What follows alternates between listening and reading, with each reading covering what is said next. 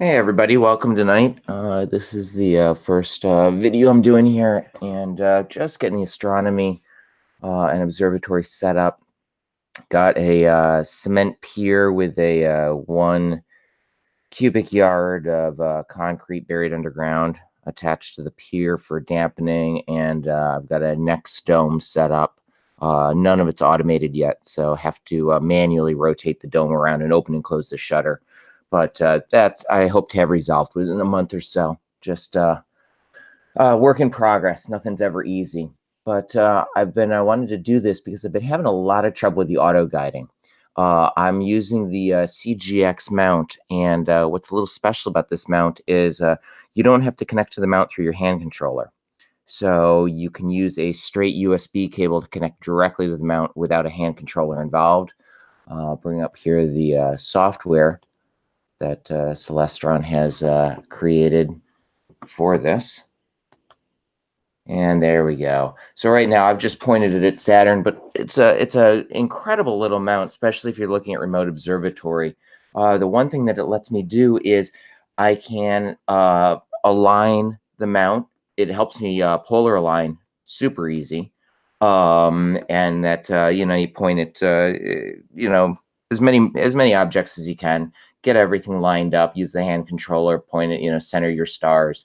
And then it will actually allow you to do what they call an all-star polar align, where it will then go to an object and swing off of that object and manually moving the mount with the adjustments, putting that object back in the center of view. It is now polar aligned your mount. And you can do this over and over again and really dial it in. It's a really neat feature. I do like that feature. But the other feature that is awesome on this is this go to home. It actually has home positions. And basically, you can start up the mount remotely, power it up, connect to it, and you can then load an existing model into memory. And because it knows where home is, it can rebuild that model. And it seems incredibly accurate so far. I mean, I'm still having a little bit of trouble, but things seem to really be in frame and set up nicely. Um, but with this issue, or with this configuration, I've been having trouble with my PhD guiding. In that when I was setting it up and in my configuration, which it won't let me get to because I'm actually guiding right now. But I had the mount selected directly for control. So it'll take the image with the guide scope, or in this case, I've got an OAG, an off-axis guider set up, and I've got a star here. And it was controlling the mount through the software here and saying, move north, move south, whatever the directions is. But when you do this, initially, you have to calibrate it. And the calibration kept coming back saying that my axes were not 90 degrees to each other. That basically it's moves east west, and okay, yeah, I've got that. It moves east west, no problem. And then when it would start trying to move them out north south, it was still moving it east west. So I'm not quite sure what the situation is there. I tried a couple of nights. I looked at forums, tried to find something that was giving some sort of explanation as to what was going on, and I just couldn't find anything. So called Starzonia, talked to the guys, and got the idea to go ahead and use the ST4, which is basically sends commands directly from the camera to the scope. I'm sorry, to the mount to make the adjustments that way. So PhD is not talking to the software installed on my computer. It's actually telling the camera, move north, move south, move east, move west. And the camera is then telling the mount to move that direction.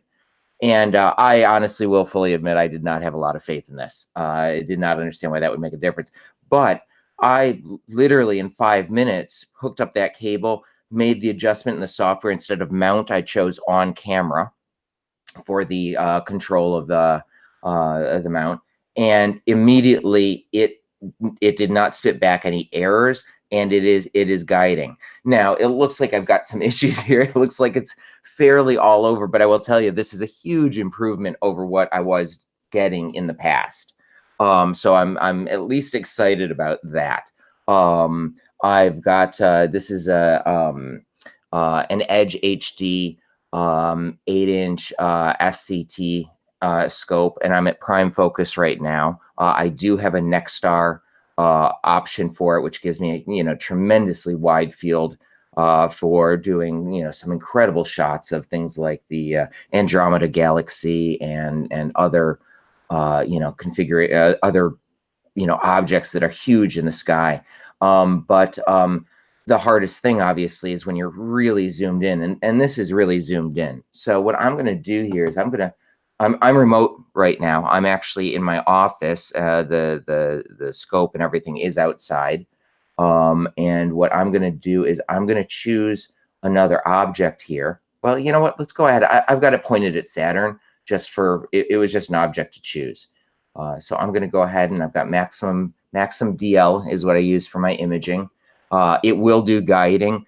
I want to get PhD down for my guiding first and then move into maximum. I've heard nothing but good things about it, but I've also heard that it's more complex than your straightforward, PhD. And PhD I know is a good piece of software, and a lot of people use it without problems. And of course, it is a free piece of software. Maxim is definitely not a free piece of software, but again, there's a lot of support out there for PhD. It seems to be where you start with, and then I can move to Maxim because Maxim will, with the imaging, it'll help take care of that, and they'll work together a little bit better. So I'm going to go ahead and open up my camera. Oops, that's my observatory control, which I really don't have much set up yet. Sorry, I will open up my camera control here. And right now, I've got no camera selected for camera 2. I would normally actually have the guide camera selected here if PhD was doing it, but at this point, no guide camera connected. I've got my ASCOM driver set up for my camera. My camera is a ZWO. It's the 071 color camera. So far, I'm really, really happy with it. So we're going to go ahead and connect up here real quick. And camera 1, and let's go ahead and put this on camera 1 stats, just so we can get our information. And I'm going to start the cooler. So right now you can see my sensor temp is 25 degrees Celsius, going up. It's still going up. Okay. Give it a second here to make sure it's dropping. Yep, and it looks like it's starting to drop now. And so we'll let that go ahead and progress. And we'll go over here to expose. And for right now, I want to make sure, yep, I've got no calibration set. I don't want to do dark frames. In fact, it's been recommended to try without dark frames, which is a little shock to me that the new cameras with, these are not CCD chips. These are CMOS chips. So they're the same type of chip that you'd find in a full frame digital SLR camera. Very good chips. And when you add in this cooling, we're down to 14 degrees, that you don't have to apparently to darks anymore. But it's, again, everybody's experience is different. So I'm going to, at some point here, I'm going to give that a shot. But let's see if we've got Saturn in here. So I'm going to drop this down to a 2-second exposure, just set it up for focus, and continuous, just so it takes pictures over and over again. So let's see what we've got here. And it's going to come up giant. It's going to come up 100%. So let's go ahead and get this. Usually 25% fills the screen nicely. And there we go. There's Saturn. Because of the configuration, this is not for planetary imaging. This is meant for deep space imaging. I've got other configurations that I can put this in, where I can basically make the camera look through essentially an eyepiece, and then we could get really great shots of Saturn. But you can obviously see it's an oval, which is basically the rings. But I don't even know that I'm in focus. I haven't even gone that far yet tonight for focus. So, and I have not touched my calibration tonight. This is the first image that I've taken through the scope tonight. All I have done to this point is I opened up my Connect software and connected to the scope. I loaded an existing configuration. I pointed it at Saturn, and obviously, I started my guiding so that was, I realized that actually it seemed to be working. And here you go. Here's Saturn right in the middle of my frame. I've done no adjustments to it. This was calibrated goodness, I think that this was calibrated almost a week ago at this point. And obviously you've seen it's taken it, and the scope has been powered off. It's not like my scope has been running, keeping this calibration going. This is powered off, home positioned. I could knock it. I could walk in there and I could undo my clutches and move the scope to any position, so the computer has no idea where it is. All I have to do is come back, which honestly happens every time you end up bumping it by mistake and moving it even just a little. It's just such a pain to try to get it back. It's no big deal for me anymore. I just come into the software here. I go to home. I load my alignment again, and I'm right back to where I am. It's not more than I have to wait longer for the scope to slew towards, basically towards the North Star. It's not exactly the North Star, but basically slews to the North Star, and then we're good to go. So what I'm going to do here is I want to, since it's the first night guiding, I'm really zoomed in.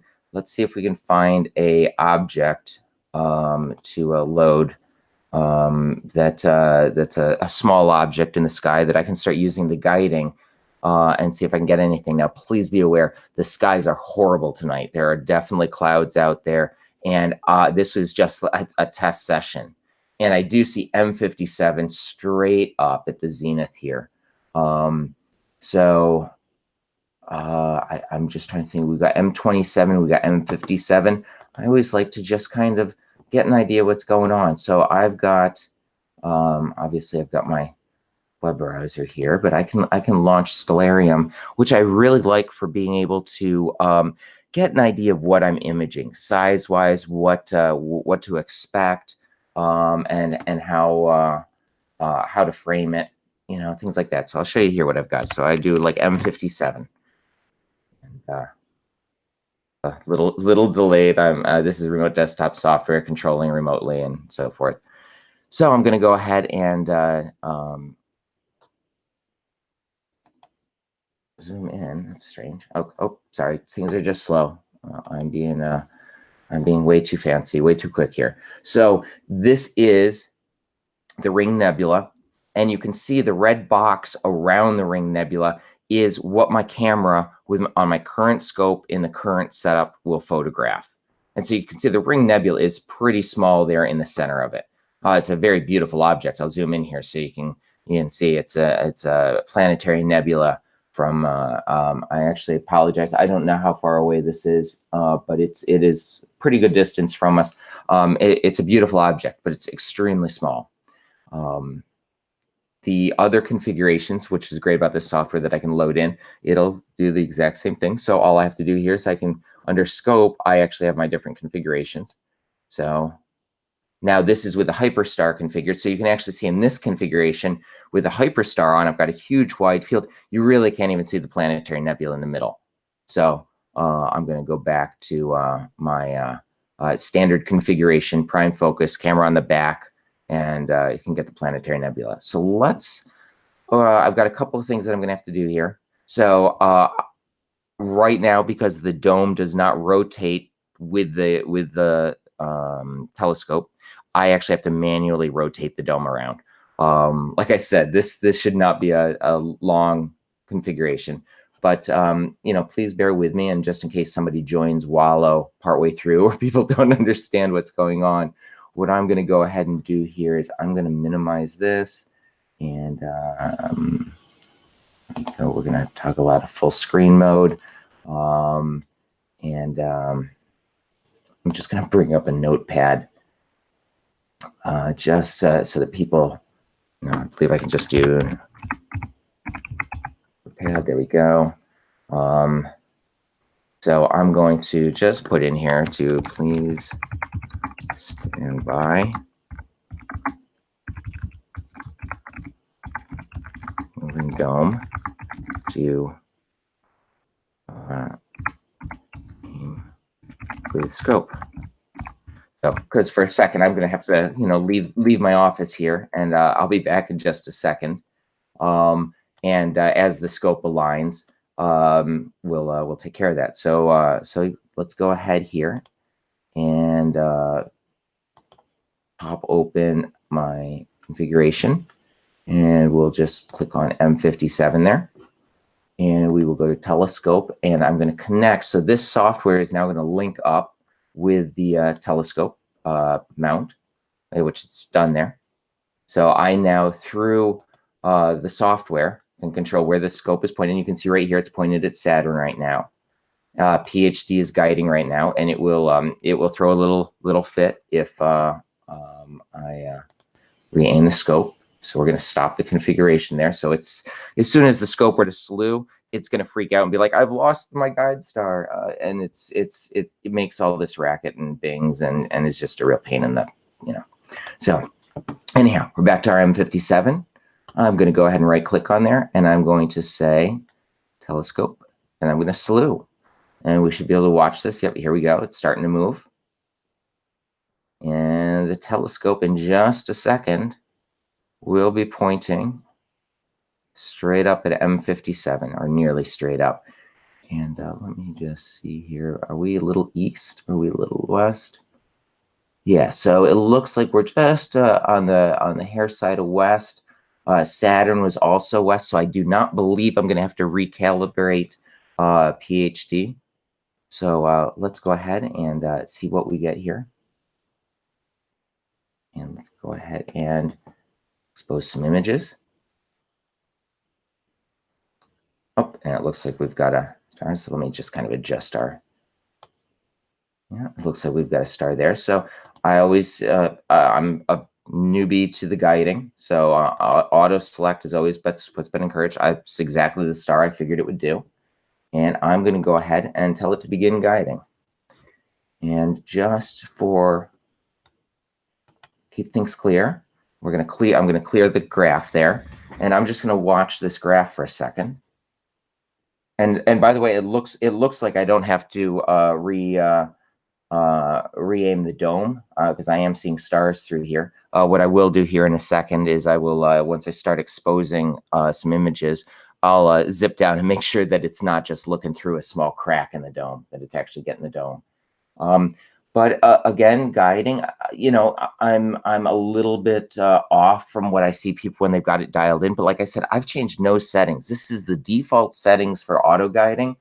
And I'm already seeing a lot of improvement. Well, one, it's an improvement since it's actually being able to guide.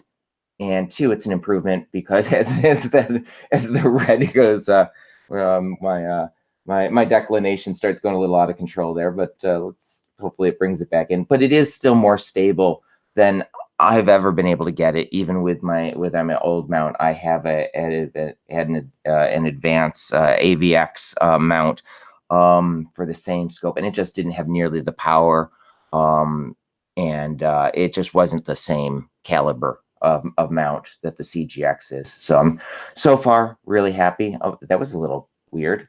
Lost star, low signal noise ratio, low mass, and yeah, you can see. I'm gonna guess that the scope or the dome is in the way. So do me a favor, just hang out with me for a second. I'm gonna bring this up in case somebody joins in, and so I'm gonna be right back. And yeah, that is not looking right, and I'm not quite sure what's going on. But give me just I won't be more than a minute. Yeah, well, I will be more than a minute, but it shouldn't be more than a couple. Bear with me, thank you.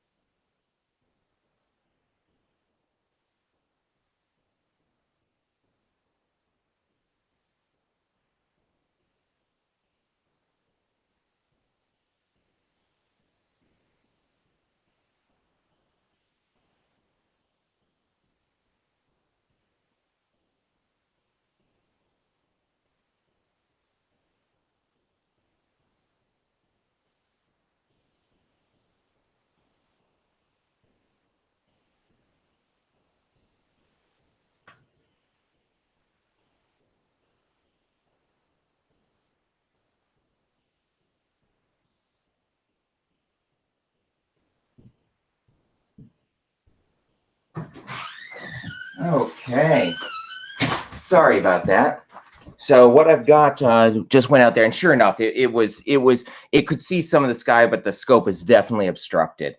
And sure enough, PhD is definitely binging and making a racket every, every frame, basically complaining that the mass has changed and everything else. So let's go ahead and stop this, and let's get it imaging again. Let's see if we can. It looked like it was clear up. I didn't see any clouds. Okay, so we've got a star there. Oh, there we go. That's looking better. I'm going to go ahead and change this to 2-second exposure, or let's go to 1.5. See if we can get a little bit better. The speed of the auto guider from again, this is from reading, not actual knowledge, and that actually is looking better. So when I first started, I got the impression I want to be continuously checking to see if that star has moved at all. And what I've learned through the process of watching people on video and seeing other people do this and have success with it is that that's not what they're doing. They are actually setting up and seeing I've got nothing there. But what they're doing is they're doing longer exposures and fewer updates. And it basically it seems to average out. That is just not pretty. All right. I may also be having a focus issue. So let's go ahead and click over. I'm seeing nothing here, but it's also a 1-second exposure. We've got some stars there, it looks like. So I'm going to go ahead and stop our exposure. Hopefully right in the middle here, we've got M57. Don't know for sure. But let's go ahead and get our autofocus taken care of. I've got the Starzonia autofocus, and under Focus Max, here we go. And again, I'm new to the software. The whole remote is very new to me. So let us go ahead and go to System, double check everything. So we've got the micro-touch focuser. I'm going to go ahead and connect to it. And it looks like we're connected. I'm using the camera software is Maxim DL. And I am going to go, let's go ahead and go over here to focus. And let's see what we've got here. So just hit focus. And see what happens here. So the position it's at right now is 15,161. And I like to keep an eye on that. Starts too close to frame edge. It's not finding anything at the moment. So we might have to, oops. Wow, it is being very slow. You know what? The Stellarium software is pretty devastating sometimes. So let me go ahead and kill that.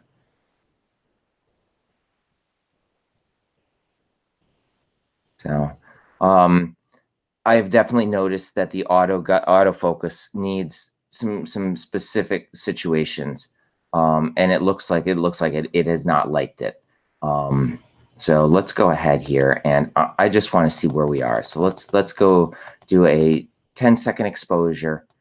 Oops, I really don't want to do continuous. Let's just do a single. And in fact, you know what? Let's do a 20-second exposure. So go ahead and start that, and sit here and wait. Astrophotography is not the fastest thing in the world, as you probably know, but the rewards can be pretty impressive. And let's see what we've got here: 18, 19, and 20. And here's our image. Oh, and there it is. Obviously, you can tell it's not in the center. It looks like my focus is not perfect, but you know what? Let's go ahead here and just do our color. I do convert to color because this is a color camera. Maxim is not expecting a color camera. So let's go ahead. The configuration for this is just right here. Right now I've got everything red, green, and blue at 100 generic RGB. I unfortunately I do not know what background level is. I'm not fully into there. And just go ahead and click OK. It takes a second for it to apply the bare mask to the image, but I can see donuts. I can tell that this is not in focus. I got donuts here. I got donuts here. You know, but there's the color. I mean, I am obviously in the ballpark here. This is fine for me. So what I want to do is I want to definitely get this focus going better. I am a little surprised that that it wasn't able to do that. So let me go ahead and I'm not convinced that it can't do this. So let's do an expose here.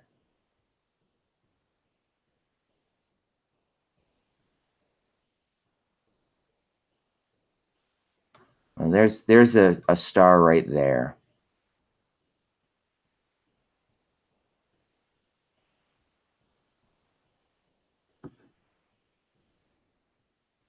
Okay.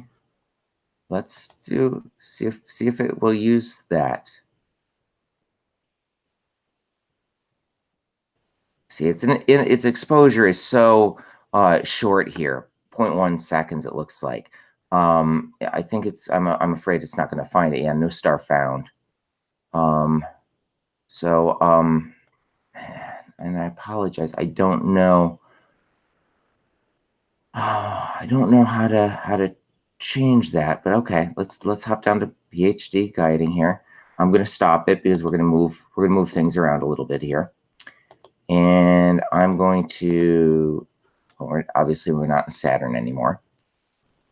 We are, yeah, and you can see the scope it's pointed straight up. Vega is extremely bright. It's probably going to be too bright, but I don't know that I'm going to have to move the dome to get to it. So we're going to just do go to, and it'll just, see, it's just swung the scope over to Vega. And let's go ahead and pop in and just take a, I don't need screen stretch to open right there. Let's go down to that, 0.1 second and do a single exposure. And there's Vega. It doesn't look like it's saturated or overexposed. Don't ask me why. But let's go ahead and give that a try. Let's see what we get. So the autofocus, and let's go ahead and click focus, see if this will do it.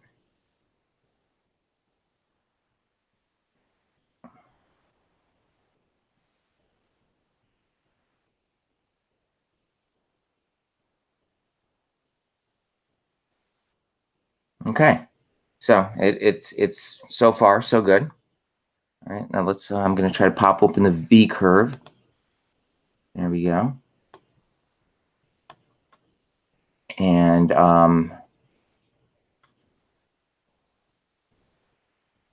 oh, star is too bright. Go figure. Obviously, that was predicted. So let's pop up here and let's go ahead and go to something a little closer, maybe here, and not quite as bright. So we're just going to do telescope and slew. And there it is. It's just outside M57. And by the way, obviously everything is a little bit low on the image. And what I would do is go ahead and either do a new pointing model or just do some adjustments in order to compensate for that. But for now, I'm working on the focusing at this point. I'm working on the guiding at this point, so I'm not terribly worried about any of the other configurations. I'm not worried about it being exactly in the middle. So okay, so it looks like we've got a star, and it looks like, again, here the star, I can tell it's got that donut shape. It's really not in focus. So we're just going to hop over here back to well, first let's I guess bring up maximum and just do an image here. Okay, I've got some stars there, obviously. Again, might be too bright. Well, let's play it by ear. Let's see what the autofocus says. And there is a list of stars that you can use for focusing. I just have not. I'm not there right now. I'm tending to point it at my object and see, what comes up. So far, I've had real good luck with it. Tonight, it's actually already the worst luck that I've actually ever had. Oh, there we go. Target star found. Target Too bright. Okay. This may just be one of those. You know what? I've actually had very good luck with Wizard and First Light. Let's see if it... I suspect it's going to give the exact same scenario. But, and by the way, you can have different configurations. This is... oh, this is actually not filter OAG. This is just straight up OAG. I don't expect that to make any difference. One has a filter wheel in it, one does not, but there's a spacer that takes up the same distance. So there should be no difference. Not available to completely synchronize your system. Look at the running log for what's, apparently the focuser is not connected. So let's I changed my configuration. So I do have to reconnect here, and I do have to tell it it's maximum again. And let's go back over here, and let's do Wizard and try First Light again. And here we go. It's OAG, and let's see what we get. So far, I've had pretty good lucks with the defaults.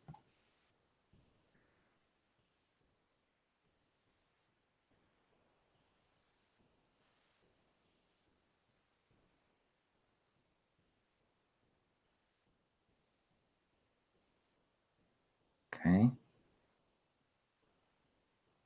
Okay, First Light sequence. I'm going to assume it's the exact same thing. So just looking through the information. System is not at focus. Oh, it wants you to be at focus already. That's right. All right, so we're going to try something a little different then. No big deal. So we are going to hop over to expose. We are going to start a continuous exposure and click start. We've got no subframe, so it should go back to the full. Yep, there we go. And I can see these stars around here. I'm going to be looking at these guys right here. So let's go ahead and go to 100%. And I'm going to move us down closer to where I think those stars are.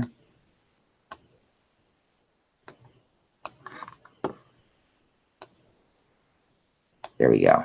Okay. So obviously that is not in focus. So I'm going to go ahead right now, and I am going to close the autofocus software.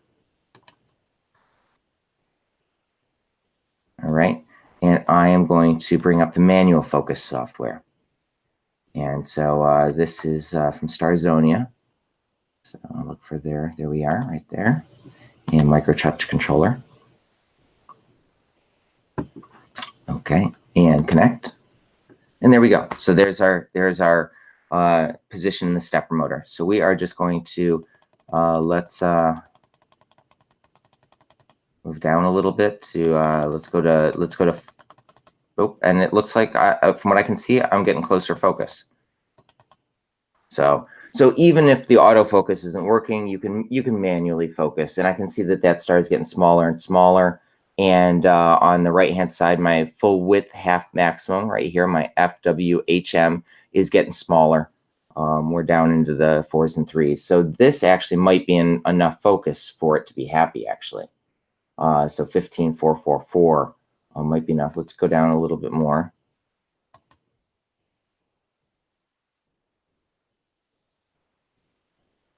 $426, $527. 420, 530. The hard thing is that as a human, this is a mathematical model, not a manual model. So what in one shot, what might be a better focus? And I actually like that 14,444. I think that's what it was at.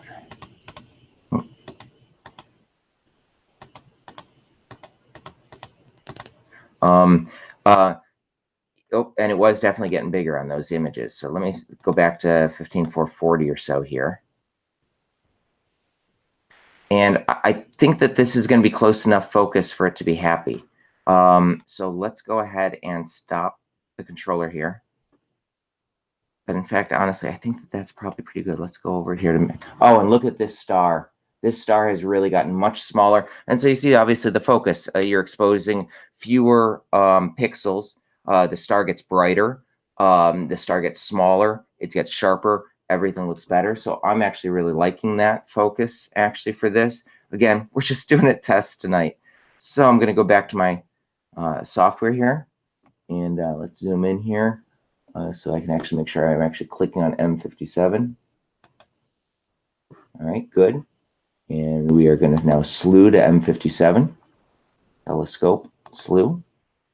And the telescope's just obviously adjusted there.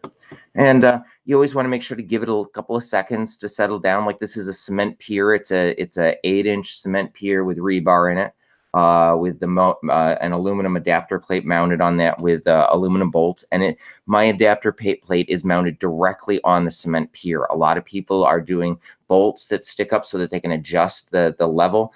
I did not do that. I would rather use my mount to adjust the level. Get it close, obviously, but my north, south, east, west, mount, level, all that, all the adjustments, I would rather do in the mount and keep that pier adapter plate mounted rigidly right on the concrete. I think it's a better solution. And let's go ahead back to PhD. And I'm not seeing anything here. That's unfortunate. Well, okay. This happens when you've got an off-axis guider. I don't see a star, and I don't see a star here either. I'm kind of wondering whether or not, let's go to the full screen here so we can see the whole thing. I'm wondering if it's moved enough that it's actually hitting the inside of the dome right now. I'm also wondering if a cloud has moved in. Both are very possible. I'm going to up the exposure here. Let's go to 10 seconds. And we have to stop it and start it. That could be a star right here, but we'll find out in a second.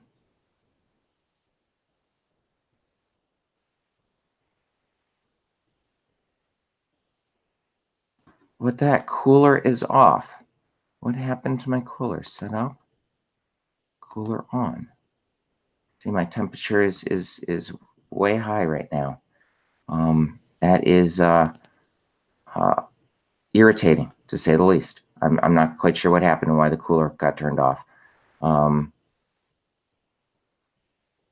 But you know what, though? Let me go ahead and turn it off. I'm going to adjust the cooler. Instead of -20, I'm going to go to -15. Has been pretty easy to get to. I'll hold it at that. I'm wondering if it, I know it didn't freak out because it couldn't get there, but okay. So it's cooling. We'll watch the sensor temperature drop here. We're doing 10-second exposure, so we're not down already a degree there. Go back over to our expose. The stars look relatively sharp here. So this all looks good. All right, so we'll go back to our PhD guiding. Oh, I see a star there. Beginning looping. Tools. Auto star select. Let's start. See if this freaks out on us. I'm going to clear our chart here. And let's go ahead and watch.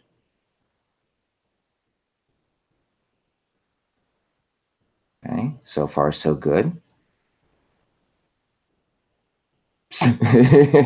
Well, right ascension seems to be wandering off a little bit there, but okay, it's under control. And so just to let you know kind of what's going on from my understanding here, the red and blue solid lines that are bright, those are what it sees. And in right ascension and declination, how far off it is. That red was just star mass change. I'm going to stop this. And I know that there's a setting for star mass, target signal noise ratio, saturation. Oh, you know what? I could hook up the cooler. We might have better luck with that. But let me see if I can file star mass detection. Skips frames and the mass changes by amount. I'm going to disable this and see if we have better luck. So I'm going to go ahead and start looping it again. And maybe I'll up the time here to 2 seconds. I am thinking about getting a different guide camera. Yeah, see, it's awful noisy. So let's up this to 2 seconds and begin our looping again. But obviously, we do have a star right here basically in the middle, which is where I like to see it. Oh, it found it on its own. It looks like I didn't actually click there. So I'm liking this so far. So let's go ahead and begin the guiding. And it immediately goes noisy. But see what we get. All right. So as I was saying, the red and blue solid lines which have just appeared there, those are the actual how far off in pixels and arc seconds that it sees it moving. The kind of blue, and these are right now they're up here. These blue are actually letting me know the strength and direction of instructions to move the mount. So you can see that it's moved the mount consistently in this direction, and it's been for right ascension. Declination seems, so far to be pretty close to on, which is what we're going for. And you can see obviously there it swung too far and had to make a correction in the opposite direction. This is obviously with the stuff you want to avoid. You don't want your mount swinging left, right, left, right, left, right in order to compensate. We just actually had our first declination input. So, I mean, this is far better than I've been getting to date. So let's go ahead and actually take a real image here. Obviously, we're not centered. I'm okay with that for right now. So let's stop our exposure here. I want to let's do a 40-second exposure. I was having trouble with 40-second exposures.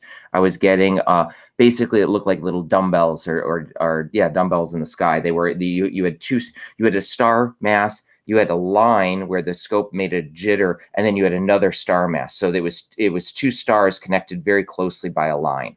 Hopefully that won't be happening here. So my sensor temp right now is down to negative 14.1 degrees.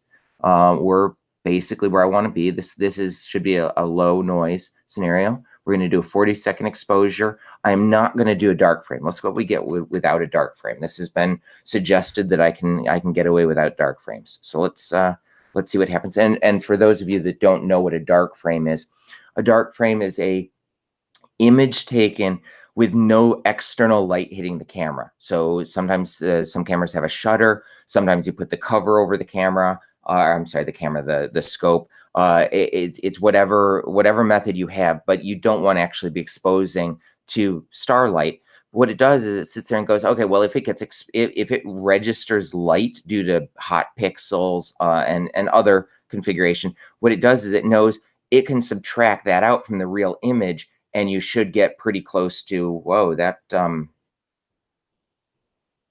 too bad. I'm not sure what just happened there. We got nothing. I suspect, and I just heard a bing. I think we got a cloud. Yes, I'm gonna guess that we got a cloud that moved in the way. Let me go ahead and stop the exposure. And I knew this was going to happen tonight. I apologize. We've got that. We've got a hurricane off of. I apologize. We've got a hurricane. Looks like it's hitting the Carolinas, and then we've got another storm that just came up the Gulf, and it's going. So I like using clear outside. It's nice and easy, and gives a good graphic. And you can see they're predicting 100% cloud cover. Now I was not at 100% cloud cover. But let's go ahead and center on midday. I find that a little easier. And we've got the alternate forecast too, and that's saying 74%. This is a new feature that you have enabled the checkbox, down here at the bottom, experimental features. And it's nice because it's just a second weather report, so you can see the consistency. But it looks like, high clouds, it's saying, are moving in. I'll take a break and walk outside, double check everything, and take a look up at the sky and see what I've got.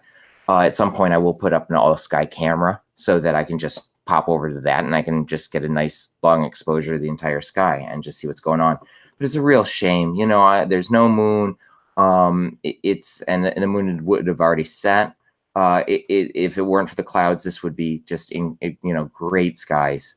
And you can see that the weather is just not looking good until it looks like Friday. We might have some clearance coming.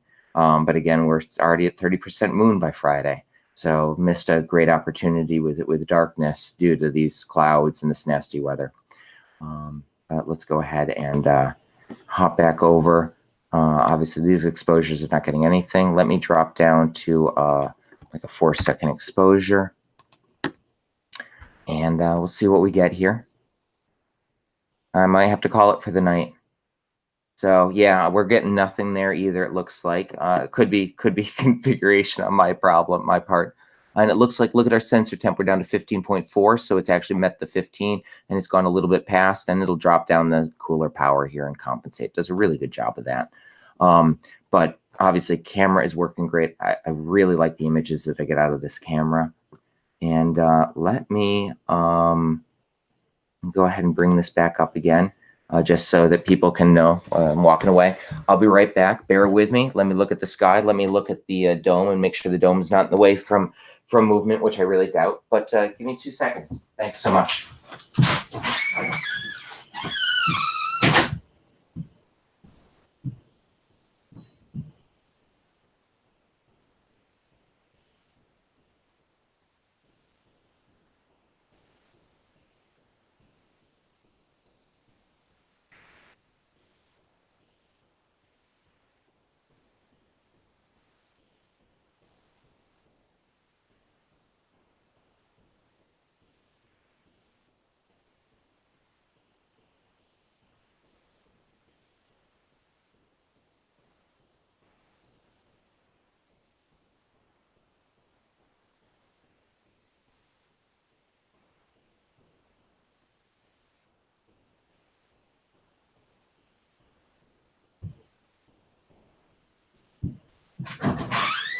Yeah, folks, I'm terribly sorry. The only thing I can see out there is actually Mars. Mars is looking beautiful on the horizon, but even I can tell that I'm viewing it through cloud cover.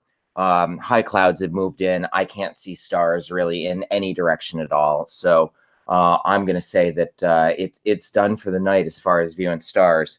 I'm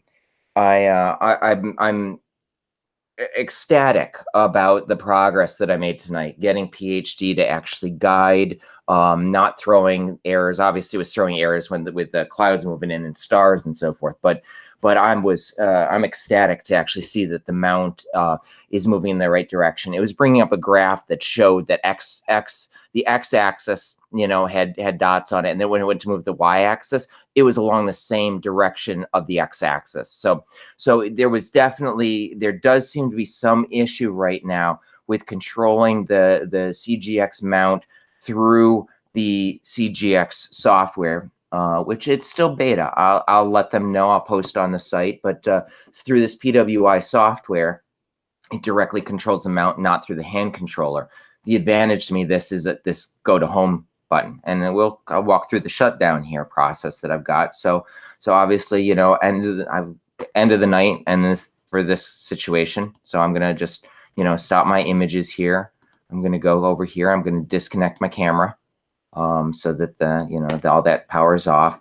That's all I have to do for the guiding software, or I'm sorry, the imaging Maxim. So I don't want to save my images, obviously. So now I've got my scope, and I always just like to, because right now it's slewed, it's pointed straight up. I've got a counterweight hanging off, that when I go in there to physically close everything down, I'll end up banging my head on or something stupid. So I just go to home, and you can see that it's automatically going to go here to basically to the North Star. It's going to go to basically to the pole of rotation, which is just, you can see, obviously anybody that's involved with this, it's just off of Polaris here. And you can watch, and it centers right now. It's just kind of focusing in and making slower and slower adjustments to get it marked. And it looks like we're there, stopped. So it's pointed, at what it thinks is as close to the North Pole as possible.